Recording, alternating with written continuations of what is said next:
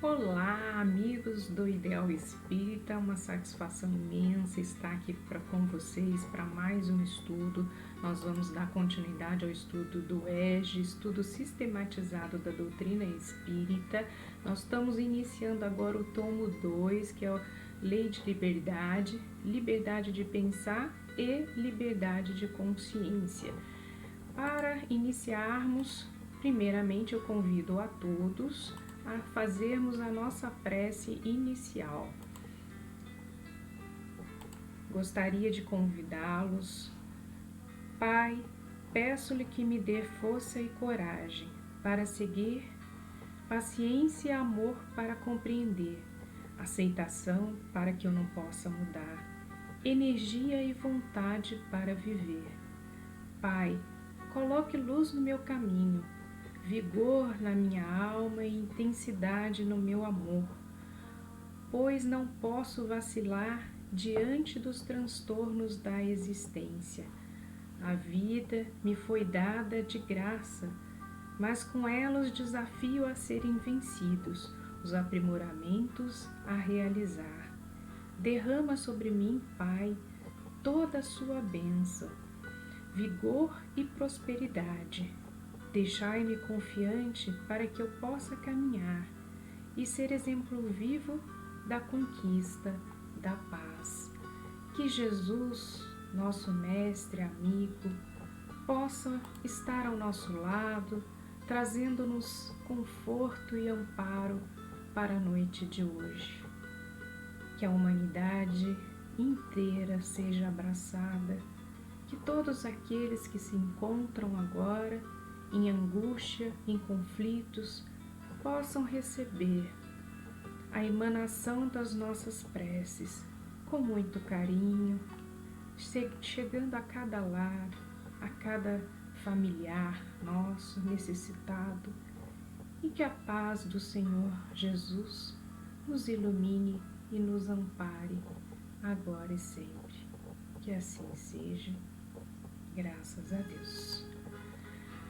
Nós vamos dar um recadinho para que vocês nos ajudem aí na divulgação.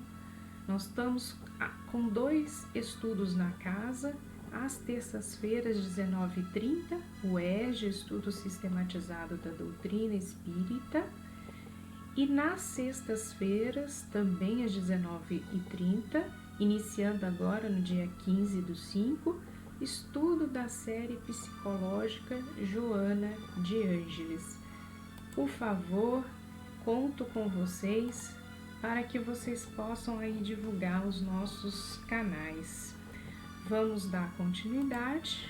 Então, nosso objetivo da nossa aula vai ser possibilitar o entendimento da lei de liberdade.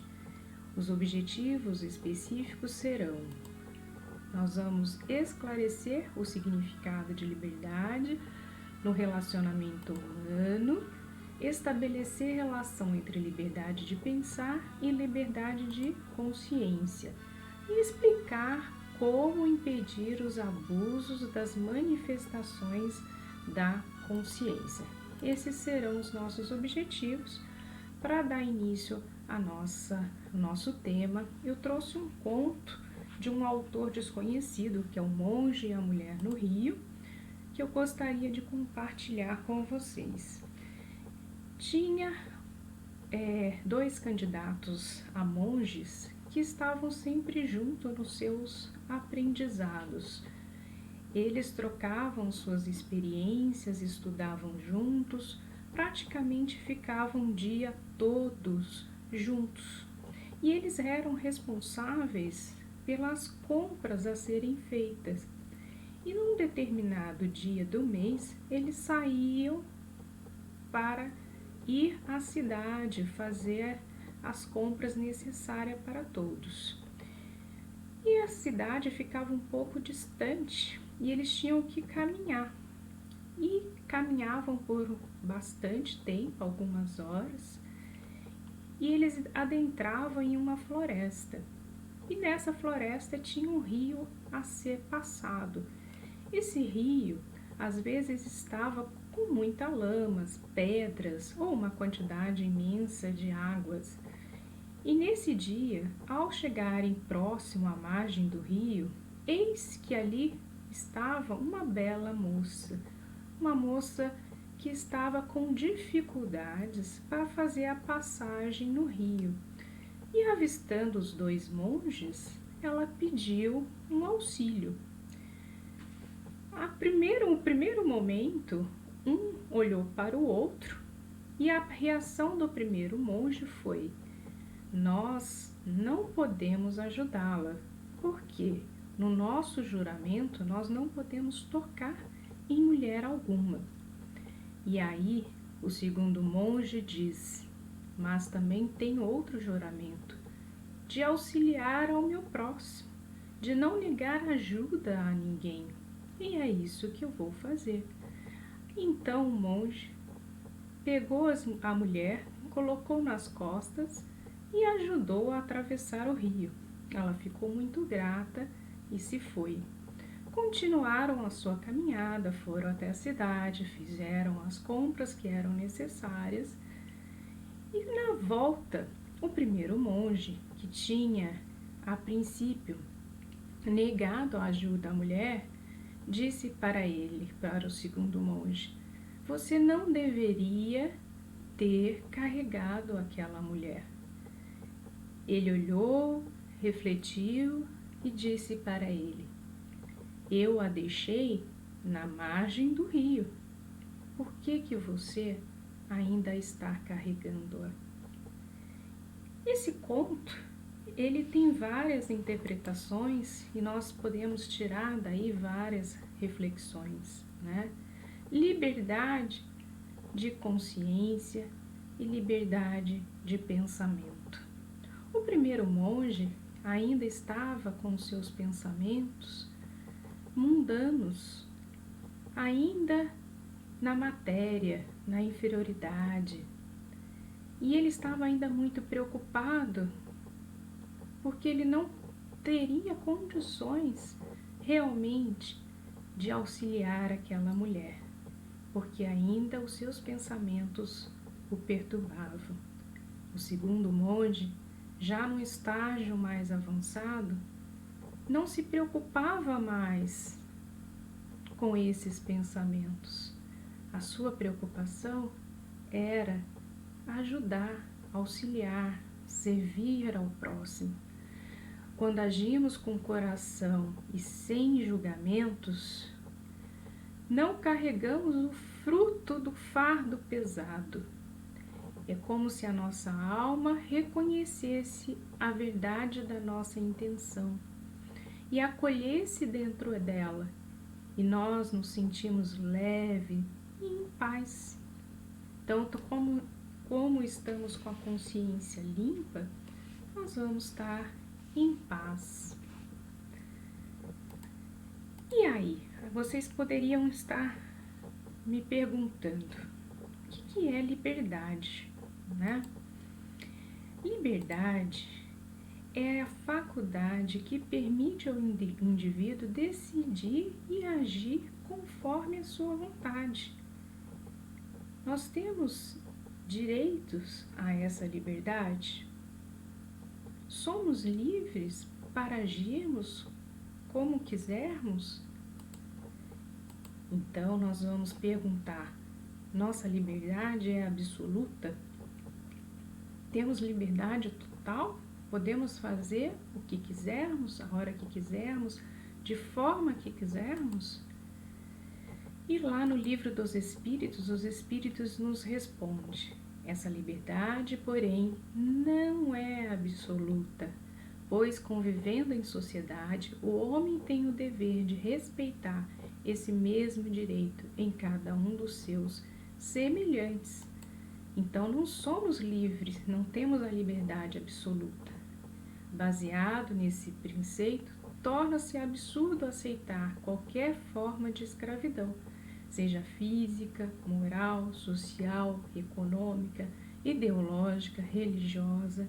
Se nós respeitarmos o nosso próximo na sua liberdade, também não teríamos por que entrarmos, né, em batalhas físicas, sociais, morais, porque saberíamos respeitar. Em que condições o homem poderia desfrutar de uma liberdade absoluta? Em que condições? Na de eremita no deserto. Desde que haja dois homens juntos, há direitos a respeitar, e nenhum deles tem mais liberdade absoluta. Então, a liberdade absoluta só se vivêssemos isolados no deserto, sem ninguém. A partir do momento que eu tenho outra pessoa ao meu lado, que eu convivo e vivo com outra pessoa, essa minha liberdade, ela não é mais absoluta. Allan Kardec, no Livro dos Espíritos, na questão 826, nos diz que a liberdade no relacionamento humano é sempre relativa, porque desde que juntos estejam dois homens, há entre eles direitos recíprocos, que lhes cumpre respeitar, mas, portanto, qualquer deles goza de liberdade absoluta. Então, nós temos que dividir com os nossos essa liberdade. A liberdade é, portanto, relativa, defendendo ser adequada à liberdade do outro, pois a liberdade é o direito de uma pessoa, termina onde começa a liberdade e o direito do outro. Então, nós temos que entender que a nossa liberdade, ela é limitada à liberdade do próximo. A compreensão da lei de liberdade nos faz perceber que para progredir precisamos um dos outros e que todos temos direitos recíprocos que precisam ser respeitados, uma vez que qualquer prejuízo que provoquemos ao nosso semelhante em decorrência dos nossos atos não ficará impune perante a lei de Deus. Nós temos que trabalhar com a responsabilidade. E por essa razão que o ensinamento de Jesus de não fazer aos outros o que não gostaríamos que os outros nos fizessem é a lei de ouro, né? É a regra de ouro, porque se nós tivéssemos condições apenas de entender esse ensinamento, todos os outros nossos problemas estariam resolvidos, porque nós não faríamos jamais algo que prejudicaria a nós mesmos e ao nosso semelhante. Estabelece os limites da nossa liberdade e nos orienta como viver em sociedade, conforme os direitos e os deveres que nos cabem. Perante Deus, o homem é responsável pelos seus atos, pelas suas atitudes e pelos seus pensamentos. Allan Kardec, ainda no Livro dos Espíritos, na questão 833, nos fala: haverá no homem alguma coisa que escape o todo constrangimento e que pela qual goze ele de absoluta liberdade? Então, nós temos direitos e nós temos absoluta liberdade em que condições? No pensamento. Goza o homem de ilimitada liberdade, pois que não há por-lhe peias, impedimentos, pode-se deter o voo, porém não aniquilá-lo. Então, no nosso pensamento, o estágio evolutivo que nós estamos, né, como espíritos de terceira ordem, em processo de evolução, então, o único lugar que nós temos ainda a liberdade absoluta, que gozamos dessa liberdade, é no nosso pensamento. Liberdade de pensar e liberdade de consciência. A lei de liberdade é bem compreendida quando aprendemos a fazer a relação entre liberdade de pensar e a liberdade de consciência. Como sabemos, a liberdade de pensar, ela é plena no ser humano.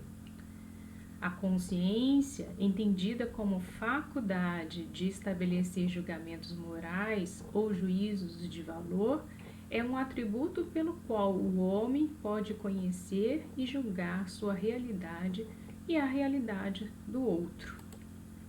Então, nós temos que trabalhar essa consciência para que possamos, respeitando ao nosso próximo, termos mais liberdade.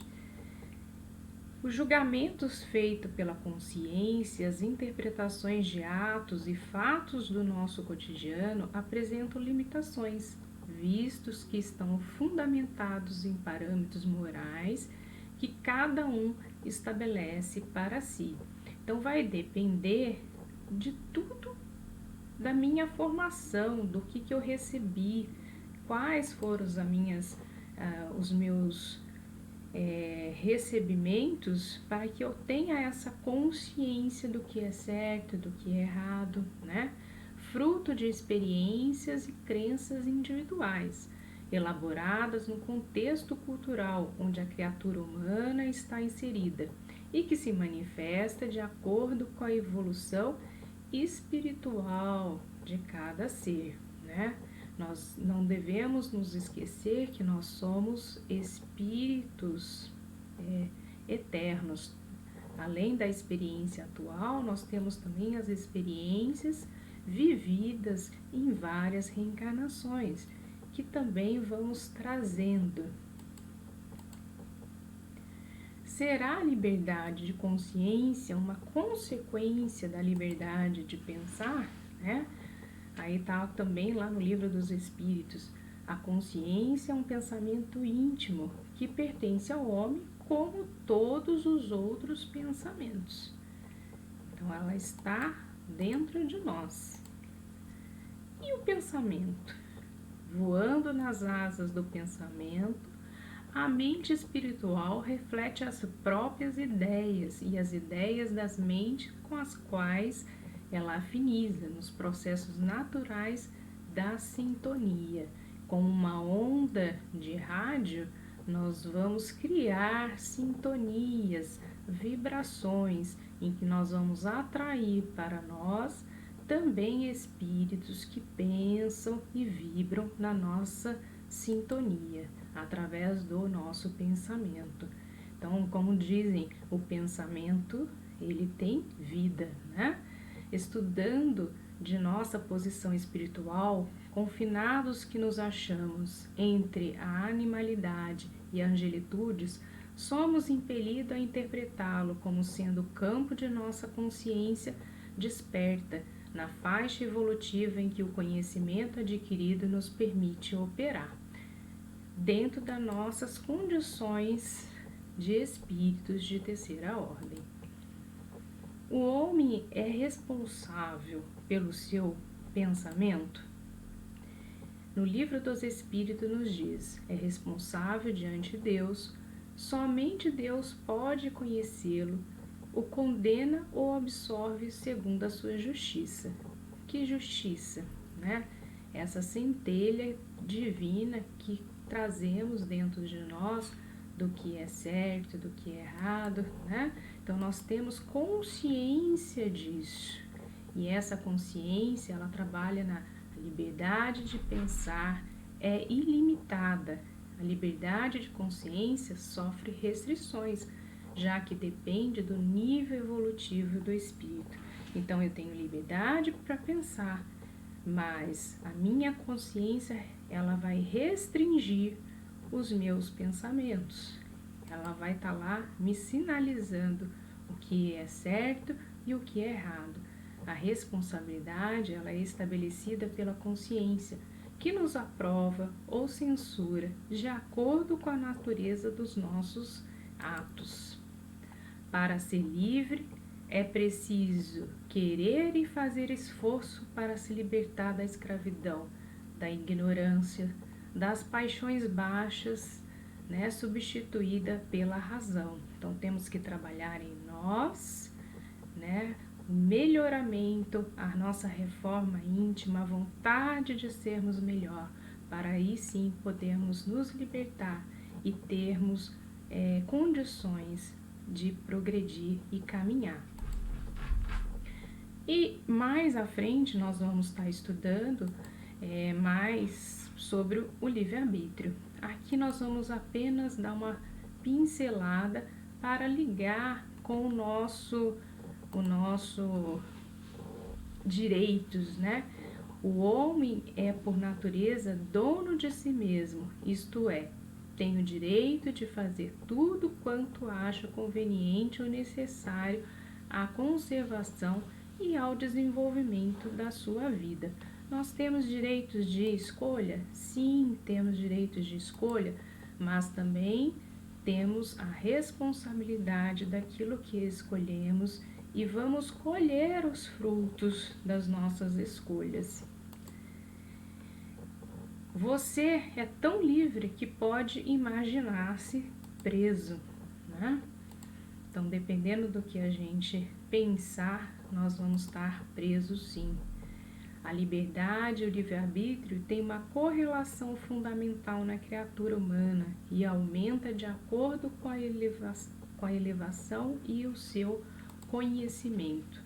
Se por um lado temos a liberdade de pensar, de falar, de agir, por outro lado, o livre-arbítrio nos confere a responsabilidade dos próprios atos por terem sido eles praticados livremente por nossa própria vontade, a nossa própria livre escolha. Então, ainda na liberdade e versus livre-arbítrio, ao aprender a associar noções de liberdade e responsabilidade, o homem melhor exercita o livre-arbítrio e desenvolve ações de amor ao próximo. Então, nós vamos trabalhando dentro de nós essa liberdade. Então, um resuminho aqui da nossa aula: sendo o homem, através da sua consciência, manifestar a sua vontade, acionando através disso o seu pensamento, utilizando-se do seu livre-arbítrio, da sua capacidade de escolha, movido pelo amor, conquista maior liberdade e, com isso, também maior responsabilidade. Conhecimento mais ação vai nos levar à nossa evolução espiritual. À medida que o ser humano evolui, cresce com ele a responsabilidade sobre os seus atos, sobre as suas manifestações verbais e até mesmo sobre os seus pensamentos. Passa a compreender que a liberdade não se traduz por fazer ou deixar de fazer determinada coisa irresponsavelmente, né? Passa a medir a sua linha de ação de maneira que essa questão não atinja desastrosamente o próximo. Compreende, enfim, que a sua liberdade termina quando começa o do outro. Então, essa evolução, ela vai acontecendo gradativamente conforme nós vamos evoluindo e melhorando-nos. E Jesus nos disse: conheça a verdade e a verdade vos libertará. Está aí um dos grandes ensinamentos do nosso Mestre Jesus. Nós vamos terminando aqui o estudo. Agradeço a oportunidade de estar aqui com vocês. Espero em breve que possamos estar juntos novamente.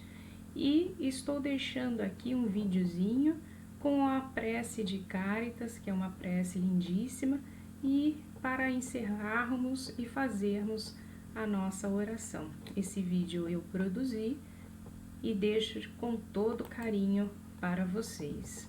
Um grande abraço. Prece de Cáritas.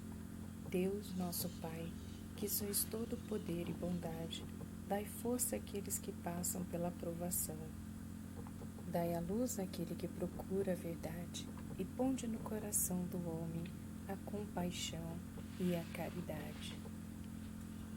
Deus, dai ao viajante a estrela guia, ao aflito a consolação, ao doente o repouso, Pai, dai ao culpado o arrependimento, ao espírito a verdade.